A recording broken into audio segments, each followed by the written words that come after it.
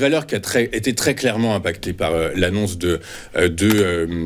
d'Unicredit, de l'OPA annoncée par Unicredit sur son concurrent italien Banco BPM, c'est Amundi. Amundi hier qui a cédé plus de 5%, ce matin qui en perd près de 3%, 8% de baisse en 2 séances.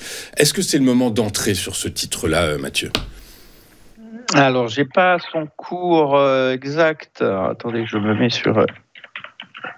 moins 2,76 à 61,75 €. Ouais, bon, alors, en fait, effectivement, là, on a eu un tout premier signe de faiblesse fin octobre, début novembre, après le sommet historique à 71,15, c'est l'ouverture de ce gap. Le second intervient hier avec la rupture de 65,20 qui était un support pas mal martelé.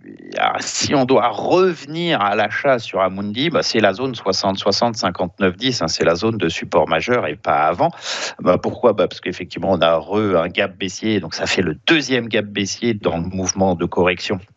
Ça peut vouloir dire qu'il en manque un troisième, puisque généralement les gaps vont par trois. Le premier est un gap d'initialisation de mouvement, le deuxième est un gap de cœur de mouvement, et le troisième c'est un gap final. Donc déjà, tant qu'on n'a pas ce troisième gap, d'une certaine façon, on peut se poser la question d'un nouvel accès de faiblesse, et qui interviendrait. Généralement, les gaps interviennent autour des supports, donc ça sera autour des 59, 10, 60, 60. Donc non, si on doit essayer de repiquer de l'Amundi à l'achat, c'est déjà un petit peu plus bas. Et le fait d'avoir ouvert ces gaps, d'avoir cassé ces niveaux, ça veut dire déjà qu'on peut y aller, et puis qu'on peut peut-être y aller un peu plus rapidement que prévu si le gap de ce matin reste ouvert.